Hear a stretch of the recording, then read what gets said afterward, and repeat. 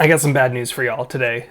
Today we're talking about something that in my mind is worse than an assault weapon ban in California, and I know you're going to say to yourself, Reno, how the hell could anything be worse than that?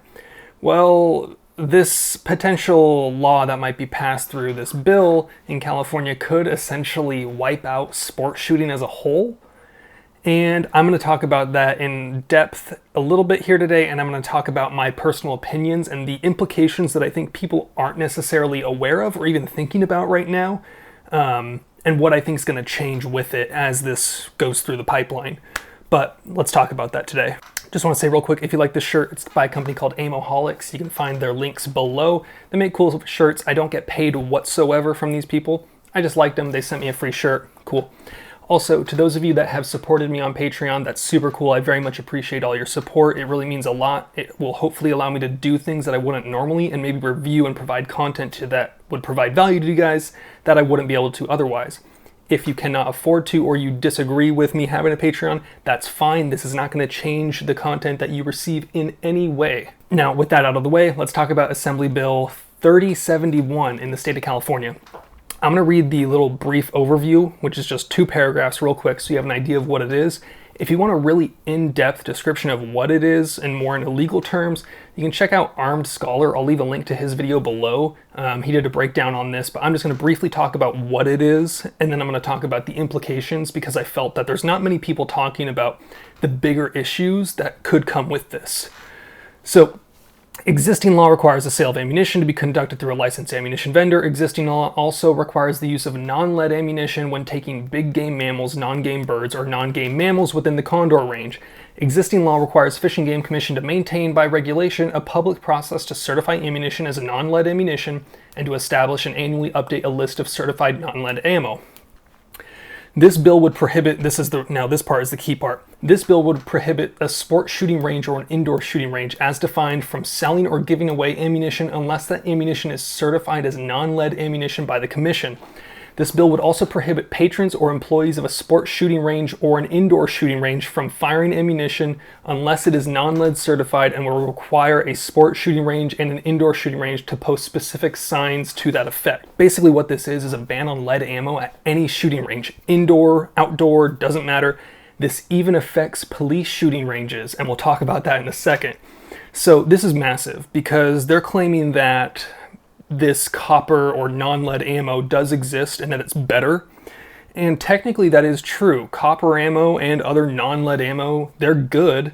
However, they're just massively expensive. And let's talk about why that's an issue. Right now in California, the current barrier to entry to get into shooting is pretty high. You got to pay fees and taxes just to buy the guns. You have to buy guns that are more expensive simply because there's less availability. We have to jump through these hoops. They're making it as hard as possible for people to enjoy the Second Amendment, which is going to ultimately cause them to potentially not even buy a gun in the first place. That's the whole point of my channel, is I want it to be easier for people to get into the sport.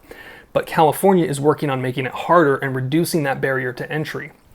This is an issue because if people aren't able to practice with their ammo, they're going to be more dangerous. They're going to be less likely to be able to handle a threat. It's going to make more people less capable in these situations, which nobody wants. So in addition to just being less safe, the ammo costing more, accessibility being an issue. Now here's the kicker.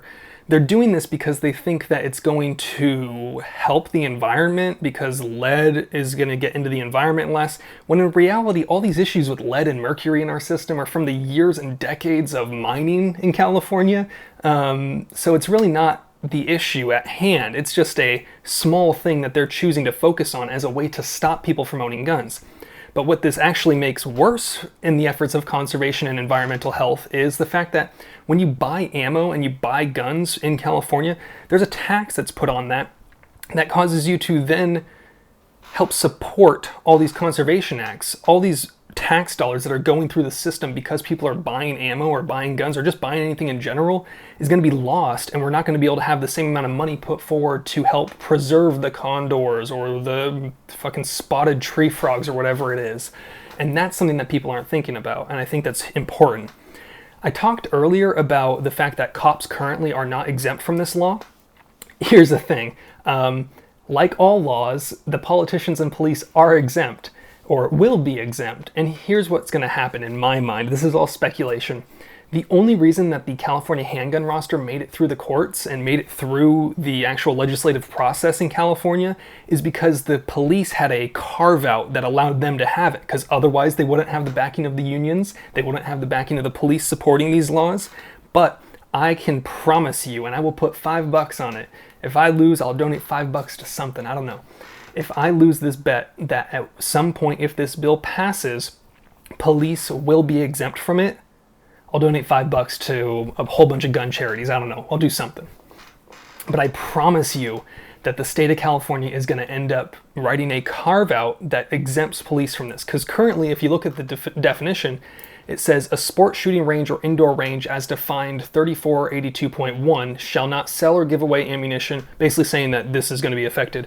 And if I look at that Civil Code section 3482.1, sport shooting range or range means any area designed or operated for the use of rifles, shotgun, pistol, silhouette, skeet, trap, black powder, or any similar sport or law enforcement training purpose. It specifically mentions that law enforcement training zones are not exempt and that they are affected by this. So it's just one of those things. I guarantee you they're going to get a carve out for it. This law is going to be massive. I think more people need to talk about it. I hope bigger gun channels end up bringing this up, because ultimately my growth and my reach is fairly small. The more you guys help share it, the better. But I think many people aren't aware of this, and that's a shame, because this is the gun ban. This is a real gun ban.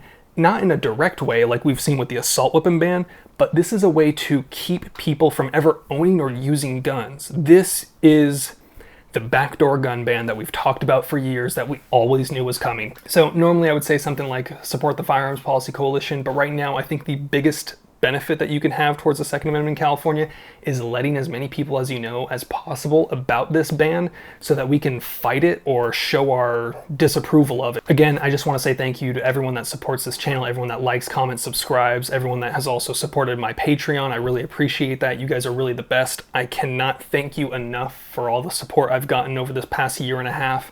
Going from about 1,200 subscribers last year to this time this year at, what, 7,000? That's pretty insane to me, and I just am so thankful for all of your guys' support.